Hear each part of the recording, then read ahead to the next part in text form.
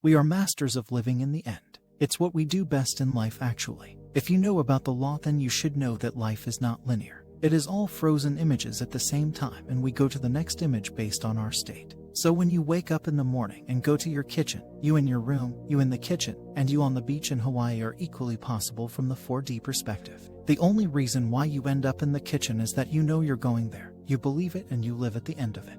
The same happens when you go to work or to school. You end up there because you live at the end of it. How? Well, you start preparing yourself in the morning or even the night before when you set that alarm. You get in your car and you start picturing yourself there. You are in the state of a person that is going there. You think about that coworker you don't like and feel disgusted by the idea you have to spend 8 hours with them. You think about how much work you'll have and feel the stress of it. You wonder if the coffee machine is working or not, etc. Are you there yet physically? No, but you know for sure that you're getting there. And you imagine things and you think about things from the perspective of someone that is getting there. And don't tell me, I think about it and feel it real because I am physically driving from point A to point B, because remember, time is not linear. A meteor could drop in front of you, you could get arrested, and you could go there and find that the whole place is burnt to the ground.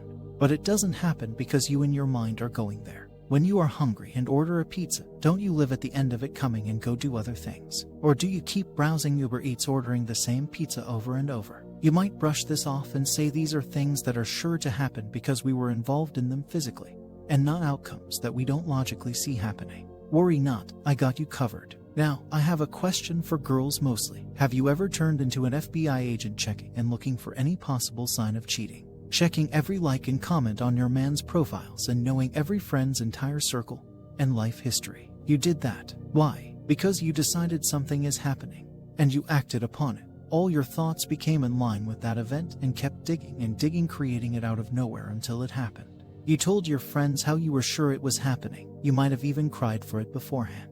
If at that time he buys you flowers or says he loves you, in your mind you're like he is doing that to cover it up. He can treat you like Prince Charming, all you'll think is he's cheating and now faking it.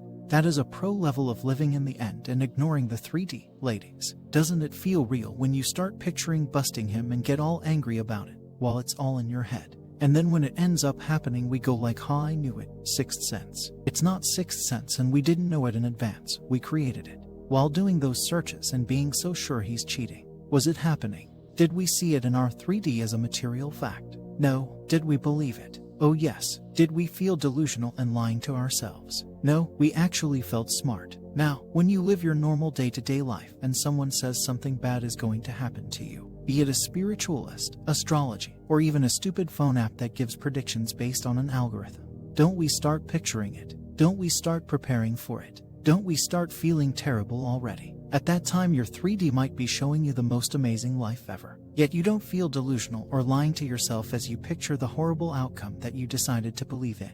And then it happens and we go like, my God, this Mercury retrograde is so bad. Mercury was retrograding all its life. When we were kids it was doing it too, yet we didn't have shit happen to us back then because of it. The only thing that created that bad outcome was your believing in it and living at the end of it. You feel scared, you feel low out of a sudden, and you start thinking from it, looking for ways to cope, making deals in your head like, I hope I only lose this but keep this instead. Who said you need to lose anything? When someone calls you now and says we need to talk, what do you think first? Do you think, OMG, I'm so excited, I wonder what surprises they will have for me? Or do you think something bad is gonna happen and you start thinking of every possible bad outcome and preparing answers for it? Even though the person didn't say we need to talk about something bad. You didn't see it yet. You didn't have that issue yet. But you prepared for it. You felt it real as you became anxious or stressed the same way you would have felt had the worst really happened. When everything is going great in your life, and you start thinking, I've been doing okay for so long, something bad is going to happen.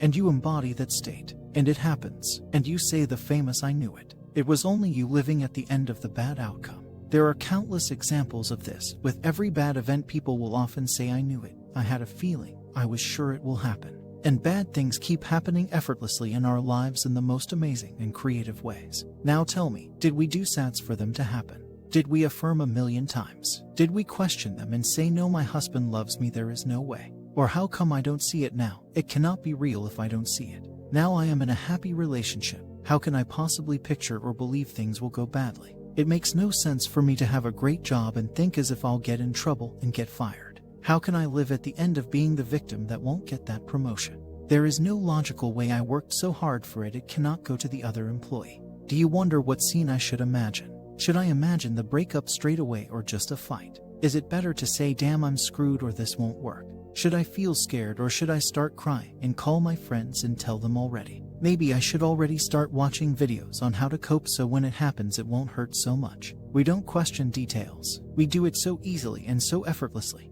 And logic somehow doesn't matter when we picture bad outcomes. And not seeing them yet doesn't matter either. Yet it matters for good outcomes. Please keep in mind that anything you don't see yet with your eyes is in the 4D. Among a gazillion other possibilities, it is as not real as the desired outcome. Both are equally possible. Both are only thoughts. And also keep in mind that you are always living at the end of something, be it a pizza you ordered or the lack of your desire. You are at the end of something now. The mere fact that you are here watching this with the intention that it would help you manifest is you living at the end of not having it. Please stop it, I beg you. Stop denying yourself what you want, and stop living in the position of unwanted things. The only thing denying you your desire is your ego, your fears, and the comfort you get from being a victim. Please break free of that. Know that you are God, and you are limitless. After this video, I hope that no one watching this will tell me, how can I live in the end if I don't have it yet? How can get the feeling of getting a specific person if I see them with someone else? Or tell me I can't imagine or I can't feel it real, etc. You know you can do it. You did it for so long and you're doing it now. Stop denying yourself what you deserve. How to use the law of assumption effectively. The law of assumption can be a powerful tool for influencing others, but it is important to use it responsibly and ethically. Here are some steps you can follow to use the law of assumption effectively. 1. Identify your goal. The first step in using the law of assumption effectively is to clearly understand what you want to achieve. Whether you are negotiating a deal, selling a product, or trying to influence someone's behavior, it is important to have a clear understanding of your desired outcome. 2. Make an assumption. Once you have identified your goal, the next step is to make an assumption that aligns with that goal. For example, if you want someone to agree to a certain proposal, you could make an assumption that they are interested in the proposal and want to move forward with it. 3. Speak confidently. When making an assumption, it is important to speak confidently and use confident body language. People are more likely to accept an assumption as true if it is communicated with confidence and conviction. 4. Reinforce the assumption. Once you have made an assumption, it is important to continuously refer to and reinforce it throughout the interaction. This will help to build momentum and increase the chances of the assumption becoming a self-fulfilling prophecy. 5. Observe the response. The final step in using the law of assumption effectively is to pay attention to the other person's response to your assumption. If they act as though your assumption is true, then it has been successful. If not, it may be necessary to adjust your approach and make changes to your assumption. It is important to note that the law of assumption should never be used to manipulate or deceive others. This can harm your relationships and damage your reputation. Instead, the law of assumption should be used as a tool to help influence others in a positive way, by helping them to see things from a different perspective and encouraging them to act in a way that is beneficial for everyone involved. In conclusion, the law of assumption is a powerful principle that can be used effectively in various situations to influence others. By understanding how it works and following the steps outlined in this, you can use the law of assumption to achieve your goals and build stronger, more productive relationships with others. However, it is important to always use the law of assumption responsibly and ethically, and never to manipulate or deceive others. By doing so, you can harness the power of this principle to help you achieve success in your personal and professional life.